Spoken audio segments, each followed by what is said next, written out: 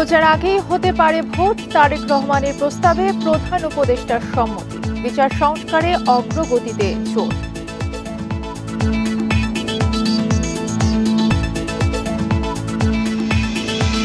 সুষ্ঠু নির্বাচন আয়োজনে সব পক্ষকে সহযোগিতার আহ্বান মির্জা ফখরুলের। বৈঠক ফলপ্রসূ হওয়ায় সরকারকে ধন্যবাদ।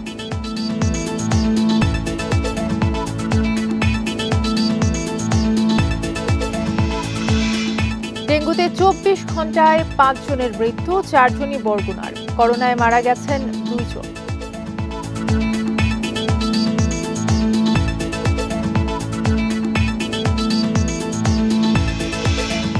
তেহরানে হামলার জবাবে ইসরায়েলের শতাধিক ড্রোন পাঠায় ইরান, ভূপাতিত করার দাবি তেল আবিবের। সব প্রস্তুতি সম্পন্ন হলে আগামী বছরের ফেব্রুয়ারিতে নির্বাচন করা যেতে পারে বলে জানিয়েছেন প্রধান উপদেষ্টা অধ্যাপক মোহাম্মদ ইউনূস। তবে এর আগে সংস্কার ও বিচারের বিষয়ে পর্যাপ্ত অগ্রগতি প্রয়োজন বলেও জানান সরকার প্রধান।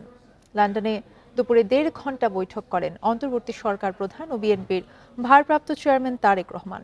পরে যৌথ ঘোষণা পড়ে শোনান জাতীয় নিরাপত্তা উপদেষ্টা ডক্টর খলিলুর রহমান। নির্বাচনের সময় নির্ধারণ, সংস্কার ও বিচার নিয়ে টানাপোড়েনের মধ্যে প্রধান উপদেষ্টা অধ্যাপক মোহাম্মদ ইউনূস লন্ডন সফরে। শুক্রবার বিএনপির ভারপ্রাপ্ত চেয়ারম্যান তারেক রহমানের সাথে বৈঠককে ঘিরে সবার নজর ছিল লন্ডনে। সব সংস্কার এখন শেষ হয়ে যাবে। পার্ক লেনের ডরচেস্টার হোটেল। 1.5 ঘণ্টার বৈঠক শেষে যৌথ ব্রিফিংয়ে আসেন জাতীয় নিরাপত্তা উপদেষ্টা ডক্টর খলিলুর রহমান ও বিএনপির স্থায়ী কমিটির সদস্য আমির খসরু মাহমুদ চৌধুরী। বলেন, আলোচনা ফলপ্রসূ হয়েছে। নির্বাচনের পরেও সংস্কার ও বিচার কার্যক্রম চলবে। যে বিষয়গুলোতে ঐক্যমত হবে সেগুলোতে সংস্কার হবে, তাই না? তো সংস্কারের বিষয়টা একটা চলমান প্রক্রিয়া। এমন না যে সব সংস্কার এখন শেষ হয়ে যাবে। এটা নির্বাচনের আগেও কিছু সংস্কার হবে যেখানে ঐক্যমত হবে, আর নির্বাচনের পরেও সংস্কার অব্যাহত থাকবে। কারণ আমরা যেই দেশ গড়ার প্রত্যয় নিয়েছি, সংস্কারের প্রয়োজনীয়তা সবাই অনুভব করছে। এখানে বিএনপির ভারপ্রাপ্ত চেয়ারম্যান তার দেশে ফেরার সিদ্ধান্ত নিজেই নেবেন বলে জানান দলের এই স্থায়ী কমিটির সদস্য। এই ব্যাপারে আলোচনার কোনো প্রয়োজনীয়তা আছে বলে আমরা মনে করি না। তারেক রহমান সাহেব যখনই ইচ্ছা উনি দেশে ফিরে যেতে পারবেন, সুতরাং এটা সিদ্ধান্ত উনি নেবেন সময় মতো। 2 নেতার যৌথ ঘোষণা পড়ে শোনান জাতীয় নিরাপত্তা উপদেষ্টা। এতে বলা হয়, তারেক রহমান রমজানের আগেই নির্বাচনের প্রস্তাব করেন। জবাবে প্রধান উপদেষ্টা সব প্রস্তুতি সম্পন্ন করা গেলে 2026-এ রোজা শুরুর আগের সপ্তাহেও নির্বাচন আয়োজন করা সম্ভব বলে জানান। প্রধান উপদেষ্টা বলেন যে তিনি আগামী বছর এপ্রিলের প্রথমার্ধের মধ্যে নির্বাচন অনুষ্ঠানের ঘোষণা দিয়েছেন। সকল প্রস্তুতি সম্পন্ন করা গেলে 2026 সালের রমজান শুরু হওয়ার আগের সপ্তাহেও নির্বাচন আয়োজন করা যেতে পারে। সেক্ষেত্রে সেই সময়ের মধ্যে সংস্কার ও বিচারের বিষয়ে পর্যাপ্ত অগ্রগতি অর্জন করা প্রয়োজন হবে। শিগগিরই নির্বাচনের তারিখ ঘোষণা করবে নির্বাচন কমিশন, এমন তথ্য তুলে ধরেন খলিলুর রহমান। নির্বাচনের সম্পর্কে আজকে যৌথ বিবৃতিতে আমরা বলে দিয়েছি দুপক্ষই, এবং নির্বাচন কমিশন আমরা আশা করব শীঘ্রই একটা তারিখ ঘোষণা করবে। 2 নেতার এই বৈঠকের মধ্য দিয়ে নির্বাচন ও সংস্কার নিয়ে চলমান সংকটের অবসান হবে বলেও মনে করছে দেশের মানুষ। Rifat Alam, independent news, Dhaka. লন্ডনে অন্তর্বর্তী সরকার প্রধান উপদেষ্টা ডক্টর মোহাম্মদ ইউনূস ও বিএনপির ভারপ্রাপ্ত চেয়ারম্যান তারেক রহমানের মধ্যে বৈঠক ফলপ্রসূ হয়েছে বলে মন্তব্য করেছেন বিএনপি মহাসচিব মির্জা ফখরুল ইসলাম আলমগীর। এই বৈঠককে টার্নিং পয়েন্ট আখ্যা দিয়ে ফেব্রুয়ারির মাঝামাঝি ভোটে সম্মত হওয়ায় সরকারকে ধন্যবাদ জানান ফখরুল। বলেন, অতীতের কথা ভুলে সুষ্ঠু নির্বাচনের জন্য কাজ করতে হবে। মিটিং শেষে তারেক রহমান ফোনে এই খবর জানিয়েছেন বলে নিশ্চিত করেন বিএনপি মহাসচিব। আন্তরিক কৃতজ্ঞতা জানাচ্ছি প্রধান উপদেষ্টা প্রফেসর ডক্টর মোহাম্মদ ইউনূসকে যে তিনি অত্যন্ত বিচক্ষণতার সঙ্গে এই সভাটিতে জনাব তারেক রহমানকে আমন্ত্রণ জানিয়ে একটা যে স্টেলমেট ছিল, একটা যে আপনার সবকিছু অনিশ্চিত অবস্থায় চলে গিয়েছিল, সেই অবস্থাটাকে কাটিয়ে তিনি জাতিকে এই 2 নেতা আবার সামনের দিকে আশা নিয়ে এগিয়ে যাওয়ার স্বপ্ন দেখিয়েছেন। গুম করে নির্যাতন ও হত্যার 67% বেশি ঘটনার জন্য দায়ী পুলিশ, র্যাব, ডিবি ও সিটিটিসি। সবচেয়ে বেশি অভিযোগ র্যাবের বিরুদ্ধে। প্রায় ১৫০০ অভিযোগ যাচাই বাছাই শেষে এই পরিসংখ্যান দিয়েছে গুম সংক্রান্ত কমিশন। এ পর্যন্ত যাচাই করা ঘটনাগুলো ঘটেছে ৩৬ জেলায়। গুম সংক্রান্ত কমিশনের দ্বিতীয় অন্তর্বর্তী প্রতিবেদনে উঠে এসেছে এসব তথ্য। যখন শক দেয়া হলো পুরো শরীরটা ফুটবলের মতো গোল হয়ে গেল, এরকম ৮ থেকে ১০ বার আমাকে শক দেয়া হয়েছে। এই কথাগুলো আয়নাঘরের নির্যাতনের শিকার ভুক্তভোগীর। শুধু একজনই না, এমন অনেকের নির্যাতনের চিত্র উঠে এসেছে গুম সংক্রান্ত তদন্ত কমিশনের দ্বিতীয় প্রতিবেদনে। প্রতিবেদনে গুমের ঘটনায় প্রত্যক্ষ ও পরোক্ষভাবে জড়িত প্রতিটি বাহিনীর ভূমিকা তুলে ধরা হয়েছে। এতে বলা হয়, নির্যাতনের পর আটক ব্যক্তিদের অনেককেই বিচার বহির্ভূতভাবে হত্যা করা হয়। যাদের হত্যা করা না হতো তাদেরকে আটক রেখে নির্যাতন করত বাহিনীগুলো। কমিশনের প্রতিবেদনে বলা হয়, ঢাকা সেনানিবাসের ভেতরে যৌথ জিজ্ঞাসাবাদ কেন্দ্র ছিল ডিজিএফআই এর counter terrorism and intelligence bureau CTIB. এটি মূলত আয়নাঘর নামে পরিচিত। এটি সবচেয়ে কুখ্যাত আটক কেন্দ্রগুলোর অন্যতম, যেখানে ব্যাপক নির্যাতন এবং দীর্ঘদিন আটক রাখা হতো। অপহরণ করার জন্য মাঝে মধ্যেই র্যাবের গোয়েন্দা বিভাগ সহায়তা করত। এই র্যাবের বিরুদ্ধেই সবচেয়ে বেশি গুমের অভিযোগ। গুমের সাথে জড়িতদের বিচার নিশ্চিতে বিশেষ আদালত গঠনের আহ্বান মানবাধিকার কর্মীদের। যে অবকাঠামো আছে বিচার ব্যবস্থার, সেটা খুবই দীর্ঘসূত্রিতা। প্রিভিয়াস লাখ লাখ মামলা এমনি পড়ে আছে। আমাদের এখানে স্বল্প পরিমাণ জজ, স্বল্প পরিমাণ আদালত, লজিস্টিক সাপোর্ট নাই। সুতরাং এই গুম খুনের মামলা যদি নিষ্পত্তি করতে হয়, তাহলে পার্টিকুলারলি একদম নির্দিষ্ট সময় বেঁধে দিয়ে একটা কোর্ট ফুল নির্ধারণ করে দিয়ে সে শুধু গুম খুনের মামলাই করবে, আর কোনো কিছু করবে না। ২০০৯ সালের ৬ জানুয়ারি থেকে ২০২৪ সালের ৫ আগস্ট পর্যন্ত গুমের ঘটনা তদন্তে ২০২৪ সালের ২৭ আগস্ট কমিশন গঠন করে সরকার। ৪ জন প্রধান উপদেষ্টার কাছে তৃতীয় প্রতিবেদন জমা দেয় commission. Khaled Raihan, independent news, Dhaka. ২৪ ঘন্টায় ডেঙ্গুতে সারা দেশে ৫ জনের মৃত্যু হয়েছে। এর মধ্যে ৫ জনই বরগুনার বাসিন্দা। এছাড়া গেল ২৪ ঘন্টায় করোনায় ২ জনের মৃত্যু হয়েছে। স্বাস্থ্য অধিদপ্তরের তথ্য বলছে, ২৪ ঘন্টায় নতুন করে ডেঙ্গুতে আক্রান্ত হয়েছে ১৫৯ জন, যাদের মধ্যে ৬৭ জনই বরগুনার বাসিন্দা। ৫ জনের মধ্যে ১ জনের মৃত্যু হয়েছে ঢাকা মেডিকেলে। এ নিয়ে চলতি বছর ডেঙ্গুতে মৃত্যু হলো ২৪ জনের, আর আক্রান্ত ৫,৫৭০ জন। এ সময় হাসপাতাল থেকে ছাড় পেয়েছে ৫,০১১ জন। ২১ থেকে ২৫ বছর বয়সীদের আক্রান্তের হার সবচেয়ে বেশি। এদিকে গত ২৪ ঘন্টায় করোনাতে ২ নারীর মৃত্যু হয়েছে। দুজনের মধ্যে একজন ঢাকা বিভাগের, আরেকজন চট্টগ্রাম বিভাগের বাসিন্দা। ১৭৪টি নমুনা পরীক্ষা করে ১৫টিতে করোনা ভাইরাস পাওয়া যায়। শনাক্তের হার ১১.১৯%। এ নিয়ে চলতি বছর কোভিডে ৩ জনের মৃত্যু হলো। এর আগে ৫ জুন একজনের মৃত্যুর খবর দিয়েছিল স্বাস্থ্য অধিদপ্তর।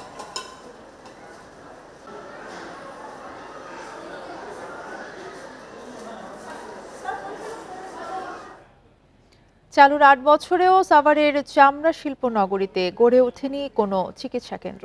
কোনো শ্রমিক অসুস্থ হলে নিতে হয় সাভার বা দূরের ঢাকা মেডিকেলে। এতে মেলে না সঠিক সময়ে চিকিৎসা, নেই শ্রমিকদের আবাসন সুবিধাও। কর্মপরিবেশের ঘাটতির কথা স্বীকার করে একে অপরকে দুষছেন ট্যানারি মালিক এবং বিসিকের কর্মকর্তারা। হাজারীবাগ থেকে ২০১৭ সালে সব ট্যানারি স্থানান্তর করা হয় সাভারের চামড়া শিল্প নগরীতে।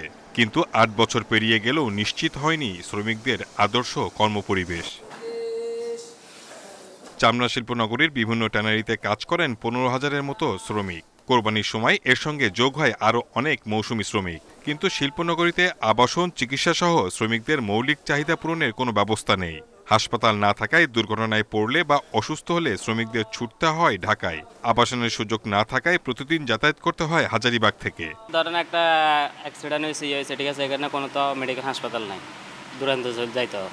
একটা চিকিৎসালয় সৃষ্টি হলে তৈরি করলে আমাদের জন্য সবচেয়ে বেশি ভালো হয়, আমাদের কর্মজীবী লোকদের জন্য আর কি। শিল্পনগরীতে শ্রমিকদের স্বাস্থ্যসেবা থেকে বঞ্চিত হওয়ার পেছনে প্রকল্প বাস্তবায়নকারী সংস্থা বিসিকের উদাসীনতাকে দায়ী করছেন ট্যানারি মালিকরা। বিসিক আপনার এই যে দ্বিতীয় প্রকল্প হাতে নিয়েছিল, কিন্তু অদ্যাবধি এটার আলোর মুখ আমরা দেখতে পাইনি। তো আমরা মনে করি যে এটা যাতে দ্বিতীয় প্রকল্পটা দ্বিতীয় ফেজ যাতে দ্রুততার সহিত আপনার নিয়ে আপনার এটাকে বাস্তবায়ন করে। বিসিক বলছে শিল্পনগরীতে হাসপাতাল নির্মাণের দায়িত্ব তাদের নয়, তবে ভবিষ্যতে ভেবে দেখা হবে। মজুরির বিষয়, তাদের স্বাস্থ্যের বিষয়, এই বিষয়গুলো নিয়ে আমাদের এখানে আগের যে লেআউট বা আমাদের যে পরিকল্পনা সেখানে এভাবে ছিল না। তো সেই ক্ষেত্রগুলিতে কাজ করা যেতে পারে, তাদেরও উচিত আমরা সেই ক্ষেত্রগুলো নিয়ে ভবিষ্যতে এগুলো নিয়ে আরো ইফেক্টিভলি কাজ করতে পারি। চামড়া শিল্পনগরীতে ট্যানারির সংখ্যা 161টি, এর মধ্যে চালু আছে 142টি। ট্যানারি মালিক ও সরকার সবার আলোচনায় থাকে কেন্দ্রীয় বর্জ্য শোধনাগার সিইটিপি, উপেক্ষিত থাকে শ্রমিকদের স্বাস্থ্য সুরক্ষার বিষয়টি। ট্যানারি ওয়ার্কার্স ইউনিয়নের তথ্য মতে চালু হওয়ার পর থেকে এখন পর্যন্ত এই সাভার চামড়া শিল্পনগরীতে বিভিন্ন কারখানায় দুর্ঘটনায় নিহত হয়েছেন 19 জন শ্রমিক। ঈদের পর এখনো জমেনি রাজধানীর বাজার, খোলেনি অনেক দোকানপাট, ক্রেতার উপস্থিতি কম, চাহিদা কম থাকায় বেশিরভাগ সবজির দামও কম। 30 থেকে 40 টাকা কেজিতে মিলছে বেশিরভাগ সবজি। এছাড়া বেশিরভাগ পণ্যের দামই স্থিতিশীল। কোরবানির ঈদের ছুটিতে অনেকটাই ফাঁকা রাজধানী, যার রেশ দেখা গেছে বাজারেও। বাজারে নেই তেমন ক্রেতা। চাহিদা কম থাকায় বেশিরভাগ সবজি বিক্রি হচ্ছে বেশ কমে। কারওয়ান বাজারে লাউ, পেঁপে, পটল, চিচিঙ্গা, ঝিঙ্গে, ধুন্দুলের কেজি বিক্রি হচ্ছে 30 থেকে 40 টাকার মধ্যে। তবে কিছুটা ব্যতিক্রম কলার দাম, বিক্রি হচ্ছে 80 থেকে 100 টাকা কেজিতে। ঈদের পরবর্তীতে বাজারের অবস্থা, সবজির দাম কম আর মাছের দাম তুলনামূলকভাবে একটু বেশি। বেচা বিক্রি নেই, শুক্রবারে বাজার দেখেন কিভাবে বয়ে রয়েছি, কোনো কাস্টমার নেই, মানুষজন নাই, এই কারণে একটু দাম মোটামুটির দিকে আছে। অবশ্য বেশি একটা নেই না, মানুষজন চলে আসলে হয়তো দাম বাড়বে। গরু ও খাসির মাংসের দাম স্থিতিশীল থাকলেও মুরগির দাম কেজিতে 10 থেকে 20 টাকা বেড়েছে। ব্রয়লার কেজি 160 টাকা আর সোনালির কেজি 270 থেকে 280 টাকা। এছাড়া সব ধরনের মাছের কেজিতেও 40 থেকে 50 টাকা বাড়তি। মাছ হইলে মনে করেন আমদানি কম, কমের কারণে সরবরাহ কমের কারণে দাম বাড়তি। সরবরাহ যখন বাইরে যাবে গায়ে মালের দাম কমে যাবে। আস্তে ধীরে টের কইরা খাদ্যের জমা আস্তে ধীরে আসবে, এই জন্য মালও নেই, বিক্রি ক্রেতাও নেই। নতুন করে দাম না বাড়লেও এখনও চড়া চালের বাজার। মিনিকেটের কেজি বিক্রি হচ্ছে 72 থেকে 76 টাকা আর মোটা চাল স্বর্ণা বিক্রি হচ্ছে 52 থেকে 55 টাকা কেজিতে। Mehedi Hasan, independent news, Dhaka. ঈদ শেষে কর্মস্থলে ফিরছেন মানুষ। সকাল থেকে বিভিন্ন মহাসড়কে যানবাহনের চাপ রয়েছে, অনেক ক্ষেত্রে বাড়তি ভাড়া নেওয়ার অভিযোগ যাত্রীদের। সকাল থেকে টোল প্লাজায় পরিবহনের চাপ পড়ায় যানজটের সৃষ্টি হয়, এতে ভোগান্তিতে পড়েন যাত্রী চালক। দুপুরের পর থেকে যানজট কমলেও যমুনা সেতু পশ্চিম টোল প্লাজা এলাকায় রয়েছে যানবাহনের দীর্ঘ সারি। যানবাহনের চাপ রয়েছে পদ্মা সেতু টোল প্লাজাতেও। এদিকে সকালে দক্ষিণাঞ্চল থেকে কর্মস্থলে ফেরা মানুষের চাপ ছিল বিভিন্ন বাস কাউন্টারে। এর মধ্যে বাড়তি ভাড়া নেয়ার অভিযোগ অনেক যাত্রীর। পটুয়াখালীতে ভোর থেকে সব বাস টার্মিনালে মানুষের উপচে পড়া ভিড় ছিল। কাউন্টার সংশ্লিষ্টরা জানান, আগামীকাল পর্যন্ত বিক্রি হয়েছে দূরপাল্লায় চলাচলকারী 2 শতাধিক বাসের টিকিট। রাজবাড়ীর দৌলতদিয়া ফেরিঘাট যাত্রীদের ভিড় ও যানবাহনের চাপ বাড়লেও ভোগান্তি ছাড়াই কর্মস্থলে ফিরছেন দক্ষিণ পশ্চিমাঞ্চলের মানুষ।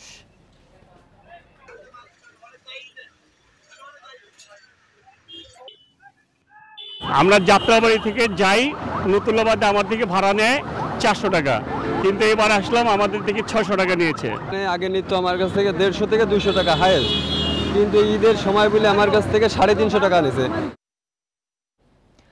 আবার প্রধান উপদেষ্টা তারেক রহমানের বৈঠক প্রসঙ্গ, এ বিষয়ে আলোচনা করতে আমাদের সাথে গুলশান থেকে যোগ দিচ্ছেন নাগরিক ঐক্যের সভাপতি মাহমুদুর রহমান মান্না। আপনাকে স্বাগত জানাচ্ছি ইন্ডিপেন্ডেন্ট সংবাদে। শুরুতেই আসলে যেটা বলবো যে ফেব্রুয়ারিতে ভোট হলে সব দলের প্রত্যাশা কি পূরণ হবে কিনা, কি মনে করেন আপনি?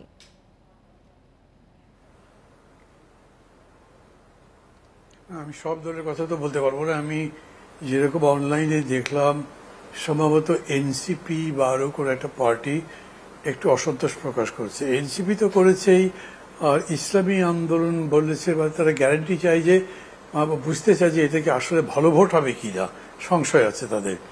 এমনি ফেসবুকে আমি কয়েকটা লেখা টেখা দেখেছি যারা বিভিন্ন রকম কথাবার্তা বলেছে। ওরকম করে সবাই মিলে সন্তুষ্ট হবে তা না, তবে বাই অ্যান্ড লার্জ আমি দেখতে পাচ্ছি যে যারা কানেক্টেড আছেন, কথা বলছেন, তারা হ্যাপি আছেন, মনে করছেন একটা মেঘ তো কেটে গেল, সরকার তো পিছিয়ে আসলো এবং রাজনৈতিক দলও এগিয়ে গেল, তাতে একটা মিটিং পয়েন্ট হয়েছে। এখন ধরেন গোটা 3 শর্তের কথা, সেই শর্ত না, মানে সংস্কার, বিচার ইত্যাদি নিয়ে বলেছে এগুলো দৃশ্যমান হতে হবে। তো সেটা দৃশ্যমান করা তো সরকারের প্রধানত এবং রাজনৈতিক দলগুলোর মিলিত কাজ, সেটা করবে। আমি খুব সংশয় দেখি না এই কারণে। আমাদের তো ভোট তো লাগবে, একটা নির্বাচন তো হতে হবে। যেমনটা বলছিলেন আপনি যে সামাজিক যোগাযোগ মাধ্যমে আমরা দেখেছি যে বিভিন্ন দল তাদের মিশ্র প্রতিক্রিয়া জানিয়েছে, কিছু দল অসন্তোষ প্রকাশ করেছে। সব মিলিয়ে আসলে অধ্যাপক ইউনূস এবং তারেক রহমানের বৈঠকের ফলে রাজনৈতিক টানাপোড়েন কেটেছে বলে আপনি মনে করেন কিনা?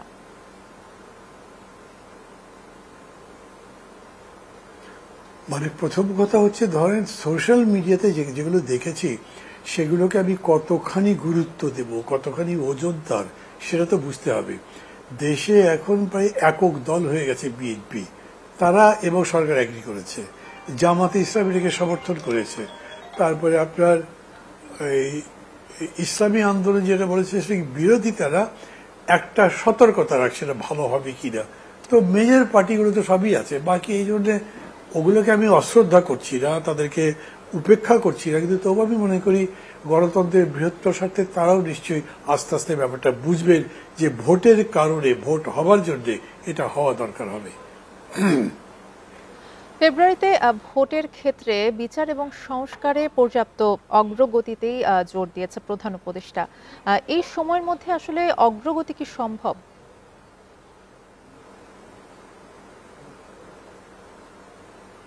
আমি এরকম করে প্রশ্ন করলে এটা হয় কি, তাহলে একটা পাল্টা প্রশ্নের মতো আসে। ধরেন 6 মাস সময় আছে এখন থেকে, আপনি 4 মাস পাচ্ছেন, 2 মাস আপনার কমেছে।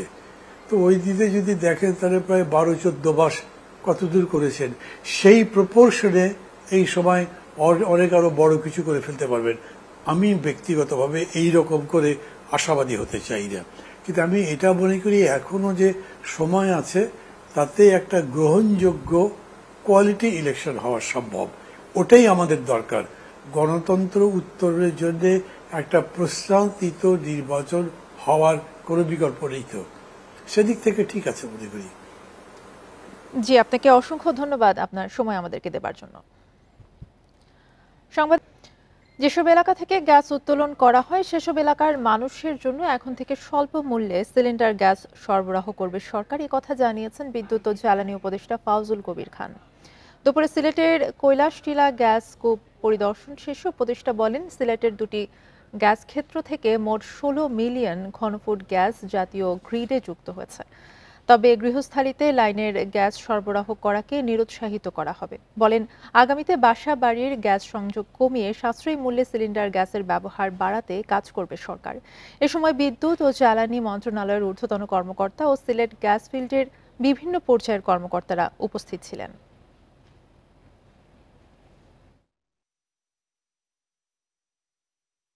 যেসব এলাকায় গ্যাস উৎপাদন হয় সেসব এলাকায় আমরা স্বল্প মূল্যে গ্যাস সিলিন্ডার দিচ্ছি।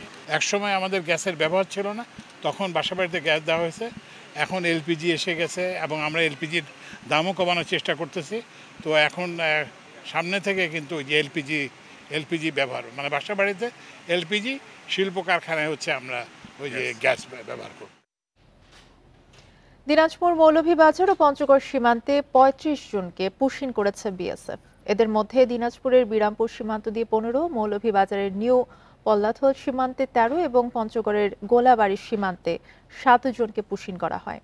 বৃহস্পতিবার রাত 2টার দিকে বিরামপুর উপজেলার অচিন্তপুর সীমান্ত দিয়ে 15 জনকে ফেরত পাঠানো হয়। তাদের আটক করে অচিন্তপুর ক্যাম্পে রাখা হয়েছে। সবার বাড়ি নড়াইল জেলায়। ভোরে মৌলভীবাজারের নিউ পল্লাতল সীমান্ত দিয়ে 13 জনকে পাঠিয়েছে বিএসএফ। আটককৃতদের বিজিবির কাছে হস্তান্তর করেছেন স্থানীয়রা। পঞ্চগড়ের গোলাবাড়ির সীমান্ত দিয়ে নারী শিশু সহ আবারও 7 জনকে পুশিন করে ভারতীয় সীমান্তরক্ষী বাহিনী বিএসএফ।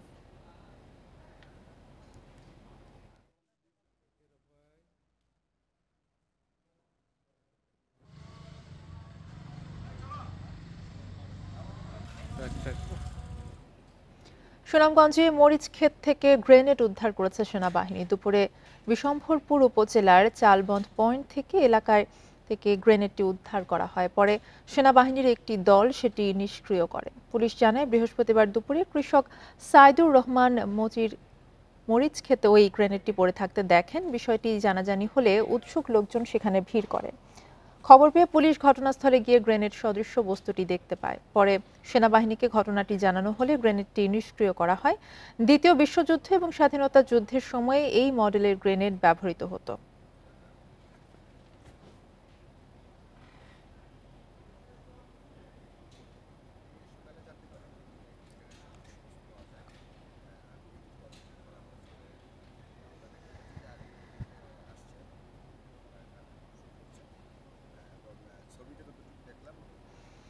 সিরাজগঞ্জের শাহজাদপুরের রবীন্দ্র কাছারি বাড়ির অডিটোরিয়ামে হামলা এবং ভাঙচুরের ঘটনায় 2 দিন দর্শনার্থীর প্রবেশ বন্ধ থাকার পর আজ খুলে দেওয়া হয়েছে। দুপুরে কাছারি বাড়ি পরিদর্শন করেন সেনাবাহিনীর কর্মকর্তারা। হামলার ঘটনায় এখন পর্যন্ত 5 জনকে গ্রেফতার করা হয়েছে। বাকি আসামিদের গ্রেফতারে অভিযান চলছে বলে জানায় পুলিশ সুপার। 8 জুন ঈদের ছুটিতে রবীন্দ্র কাছারি বাড়িতে পরিবার নিয়ে বেড়াতে আসেন এক দর্শনার্থী। এ সময় কাছারি বাড়ির গেটের এক কর্মচারীর সঙ্গে বাগবিতণ্ডা ও হাতাহাতি হয়। ঘটনার প্রতিবাদে স্থানীয়রা 10 জন শাহজাদপুর প্রেস ক্লাবের সামনে মানববন্ধন ও বিক্ষোভ করেন। পরে উত্তেজিত জনতা কাছারি বাড়িতে প্রবেশ করে অডিটোরিয়ামের দরজা, জানালা, অফিস রুমে ভাঙচুর চালায়। এই ঘটনায় 2টি তদন্ত কমিটি গঠন করা হয়েছে। এই ছিল এখনকার সংবাদে। ইন্ডিপেন্ডেন্ট টেলিভিশনের আরও খবর জানতে চোখ রাখুন ফেসবুক, ইউটিউব এবং এক্সে। ধন্যবাদ।